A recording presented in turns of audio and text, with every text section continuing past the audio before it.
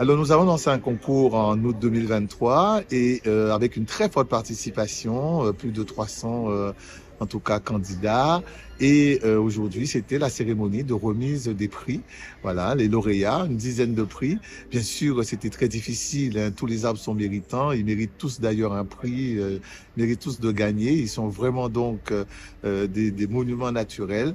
Et donc aujourd'hui, nous avons donc remis les prix, les plus beaux arbres de Guadeloupe. Voilà, ce sont des arbres souvent indigènes, ce sont des grands fromagers ou des grands figuiers, voilà, qui marquent le paysage et qui donc effectivement font notre fierté et peuvent être valorisés pour être un bon support de notre économie, de notre cadre de vie. Oui, ce sont souvent des arbres isolés, des reliques qui sont parfois en ville, qui constituent justement ceux qui ont échappé, on va dire, au béton. Ce sont des arbres aussi qui peuvent être dans des haies ou alors au milieu d'une prairie, au milieu donc d'une savane. Ce sont souvent aussi des arbres potences avec des grands bras.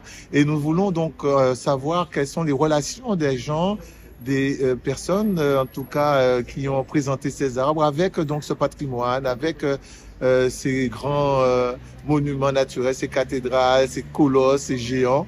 Voilà, et nous avons donc comme ça pu écouter la population et voir comment on peut donner un statut, donner donc une protection pour que ces arbres continuent à traverser les années et restent en notre compagnie parce qu'ils nous rendent plein de services, ils nous donnent de l'ombre, ils nous donnent des fruits, ils accueillent aussi une faune, c'est tout un écosystème. Un arbre en ville, à lui seul, il peut constituer un écosystème complet.